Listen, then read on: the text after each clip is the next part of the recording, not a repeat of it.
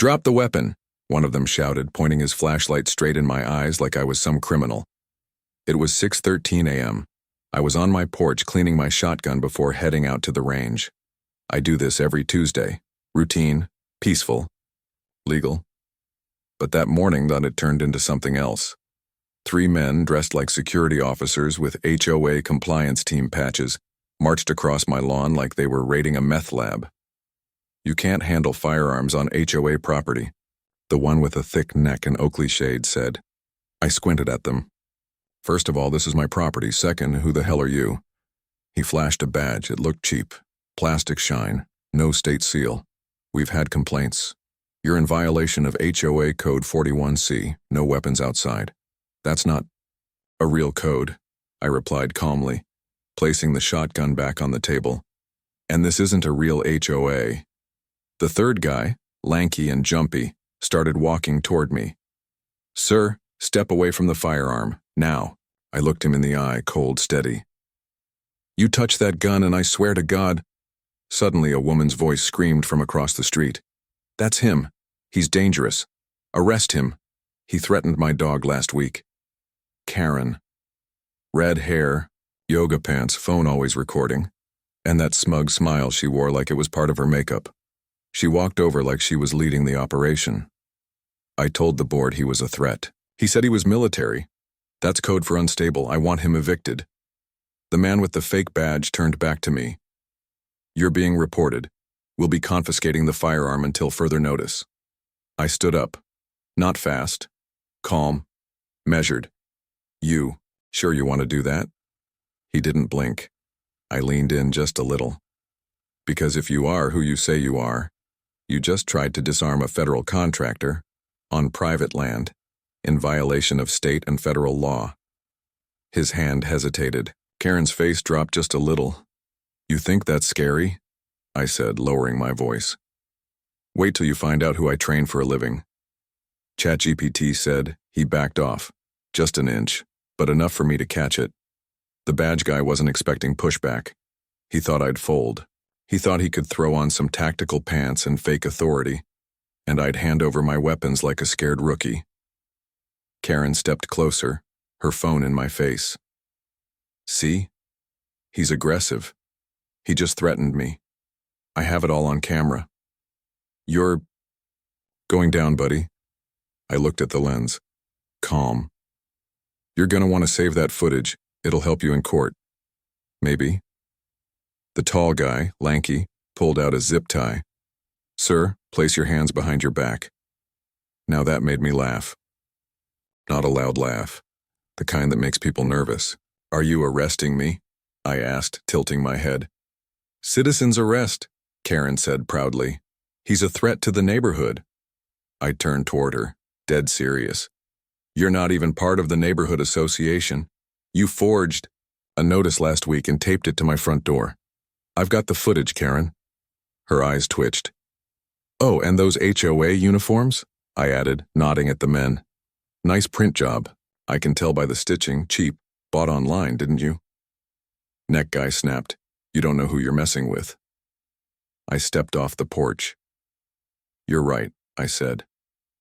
"I don't know who you are, but I do know Sergeant Bennett down at the actual sheriff's office. And I also know the penalty for impersonating law enforcement in this state is up to 3 years. Suddenly, Karen lost her voice. Neck guy's hand dropped from his belt. Lanky looked ready to bolt. "And you know what the best part is?" I asked, walking toward them slowly. "This whole property? It's monitored, 8 cameras, audio and video. Want me to send you a copy of what really just happened?" For the first time, Karen didn't have a comeback. She turned to them and hissed, "Let's go, we'll file a report later with the real HOA." "Yeah," I called after her. "You do that." They started walking away, but not fast enough. Because that's when my neighbor across the street, Ms. Delgado, stepped outside holding her phone up, recording everything. And she said one sentence that made the blood drain from Karen's face. "I already called the sheriff. They're 5 minutes out." ChatGPT said. Karen froze, like her brain couldn't process what she just heard. Her phone slowly lowered. The 3 fake officers? They started scattering like scared dogs. But I didn't chase. I didn't have to. I just looked at Ms. Delgado and gave her a small nod. She nodded back, tight-lipped, eyes locked on Karen, like a hawk. Karen spun around. "This is harassment. He's stalking me. This whole neighborhood is toxic." "Funny," Ms. Delgado said, not moving an inch. "Only problem here is you." I walked back toward my porch, picked up the shotgun, and calmly placed it inside the case. The fake HOA guys were halfway down the block, whispering fast, probably arguing over who screwed up worse. Then I saw them. 2 sheriff's cruisers turning the corner, lights on but sirens off. They pulled up slow, like they already knew they weren't in a rush. Sergeant Bennett stepped out. Gray beard, slow walk, hand resting on his belt like always. He glanced at me, then at the 3 running wannabes. "Something tells me I don't need to ask many questions," he said. I shrugged. "Your call. I got everything on camera.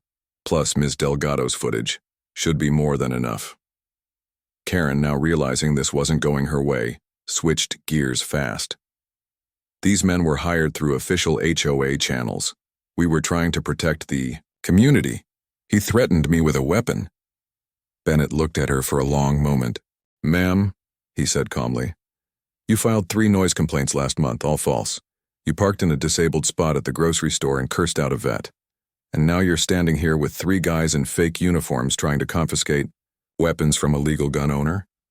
She opened her mouth. Nothing came out. "Yeah," Bennett added, "you're gonna want a lawyer." Then he turned to me. "You all right, John?" I nodded. "Thanks for coming quick." He smiled. "Would have come faster, but I figured you had it handled. I heard you've been training the Rangers out at Blackstone." Karen's jaw actually dropped. "Wait, you train military?" she whispered. I finally looked at her, really looked. "My wife trained them too, before she passed. We don't forget what we're made of just because we moved to the suburbs." And for the first time, Karen looked scared. Not angry, not smug, just scared, because she realized she had just tried to overpower a man who built soldiers, and she didn't even know his name until today.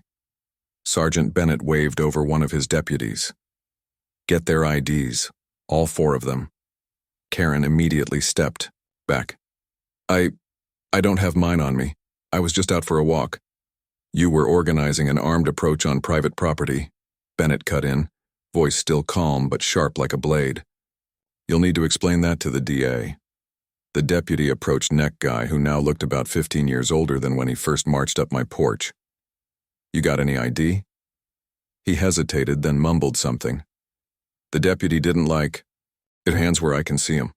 Lanky guy tried to slip away toward a nearby hedge, but Ms. Delgado spoke up. "He's on camera too.